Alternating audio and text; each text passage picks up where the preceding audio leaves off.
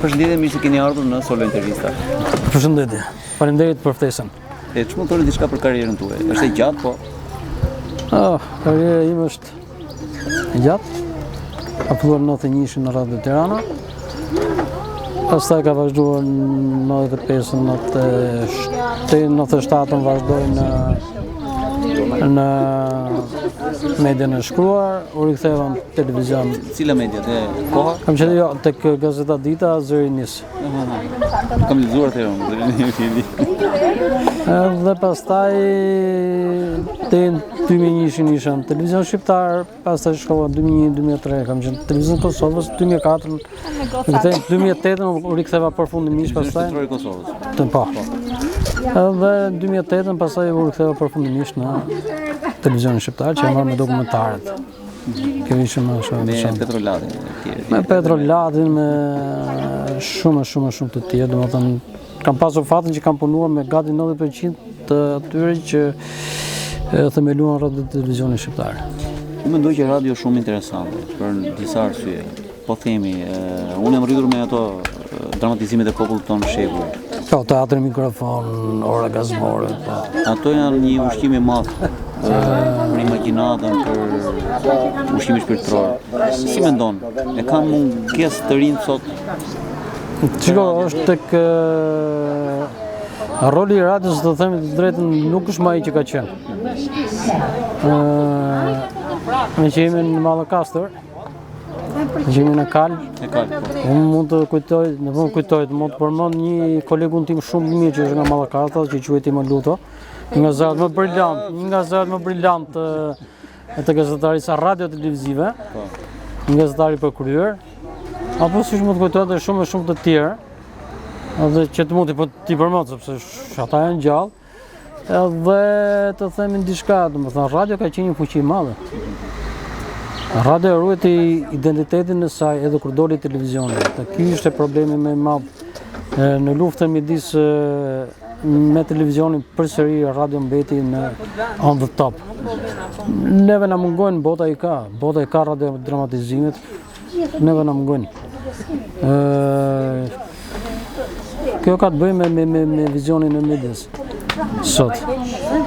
Çfarë vizioni kanë drejtuesit, sa parati investon, cilat janë interesat e publikut. Po besoj se do vinë ditë që njerëzit do të heqin dorë nga rrjetet sociale, do t'i rikthehen prapë radios. Radios, kinemas dhe televizionit. Unë këtë mendoj. Do të çdo gjë riciklohet, çdo gjë e re që del për një farë kohë dhe pastaj ne rikthehemi tek kodo vjetër. Radio Tirana është gjyra e jashtëkufive. Para viteve 90 edhe sot gjyra e jashtëkufive. Çfarë qëllimi kishte? Unë s'kam punuar shumë në radio, për të thënë të vërtetën, kam punuar më shumë në televizion.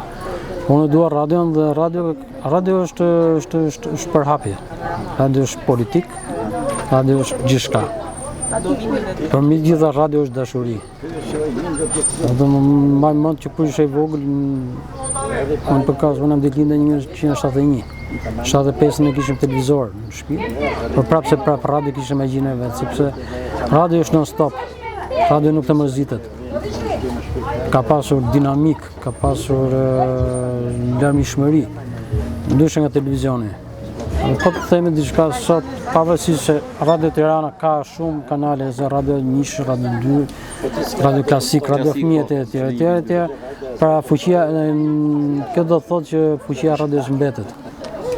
Kjo do të thotë që njerëzit e duan radion dhe besojnë tek radio. Radio është bashkëpunëtari më i devotshëm në një udhtim. Radio është ai shoku i mirë që ta thyen atë vetëm. Si jeni? Po televizioni tash e ka humbur rolin sot. Unë besoj tek vlerët e mëdha të televizionit që ka pasur dikur. Sot televizioni është kthyer në klikim. Në momentin që një televizion kthehet në klikim, në flas për Shqipërinë, humbet vlerën e tij. Sepse ti nuk arrin të përcjellësh misionin e vërtet të televizionit, interesat e publikut. Për mua dokumentarët dhe reportazhet kanë qenë pika ku ne takonim ku njerëzit takoheshin me njëri tjetrin dhe ku gazetarët takonin çdo skaj të dheut. Unë jam i mendimit që duhet të vazhdohet me reportazhet dhe me dokumentaret, sepse njerëzit kanë nevojë të shohin atë çka përjeton dikush tjetër në majtë të malit apo në fushë. Si jeton, si dhe ai mund përvoja e tij e jetës.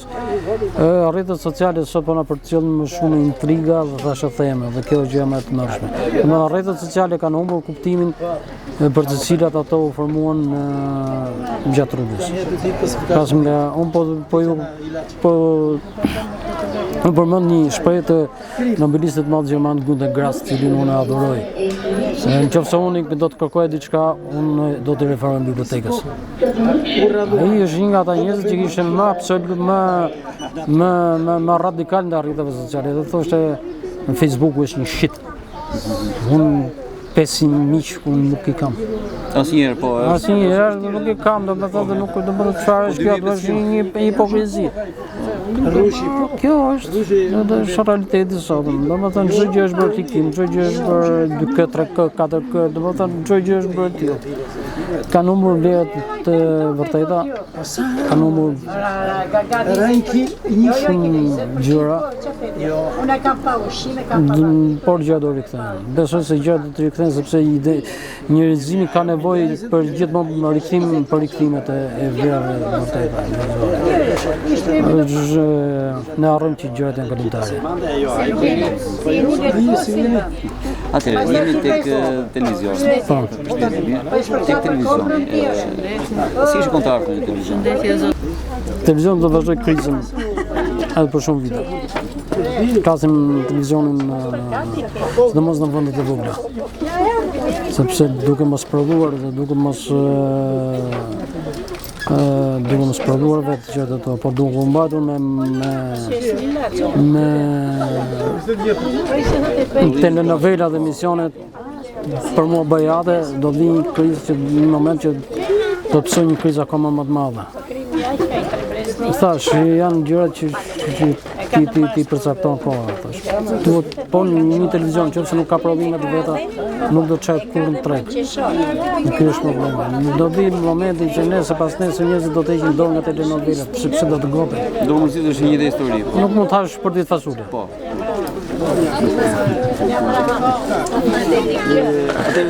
Me që të televizionit, përsëri të televizionit, si mendoni ju? Si mund të afrohet më afër me publikun? Duke qenë më afër publikut, duke ditur edhe duke bërë diçka edhe për atë lypsin që është aty. Duke bërë edhe diçka edhe për njeriu, televizioni do të shkojë tek njeriu, jo njeriu tek televizioni, por televizioni tek njeriu. Ky ka qenë misioni i televizionit. Ky mision tashmë ka humbur. Në qoftë se ne nuk pasojmë jetën e njeriut dhe nuk e japim shembullin nëpërmjet historive personale, shembull pozitiv, atëherë ne nuk do të mbërrim asgjë. Do të bëhemi vetëm një televizion thashëtemesh. Po televizioni sot ka arritur në një stad që gjithsekush mund të tregojë jetën e tij. Po nuk është ndonjë gjë e madhe të tregosh jetën tënde. Sepse jeta jote nuk s'ka pse të bëhet publike. Ne ngatron këtë gjëra. Thash, për ca klikime më shumë, ne mund të bëjmë do ta bëjmë më të mirë. Tash duhet prodhojmë, duhet jemi më afër interesave të publikut. Kjo është të prekësh publikun, ta prekësh atë fëmijën 6 vjeçar, të merresh me problemet e atyre fëmijëve që kur mbarojnë shkollën s'kan ku shkojnë gjatë pushimeve verore, që aty fillon problemi. Merresh me parashkollorët, merresh me direkt, nuk mjafton një temë në një emision. Kishte emisione po themin pas gjatë kohës pushimeve kishin emisione pas ka pasur kanë qenë prodhimet e muajve të verës. Korrik Korgush kanë qenë programacion vetë. Po ka qenë programacion vetë, ka qenë njerëz që punonin posaçëri. Sot nuk ka asgjë. Kjo është ideja që televizioni, prandaj them që televizioni po shkon drejt krizës. Dhe do të vazhdoj kështu edhe për një farë kohe. Atë jemi në fund bisedës. Biseda nuk mbaron asnjëherë, po jemi afër fillimit të aktivitetit. Kemi një mesazh për shqiptarët. Të duan njëri tjetrin. Dhe nacionalizmi tregohet duke kontribuar për vendin tënd. Duke bërë pushimet në vendin tënd, duke bërë produktet e vendit tënd, por mbi gjitha duke marrë dhe duke dhënë energji pozitive dhe dashuri për njëri tjetrin. Fundit sa jemi.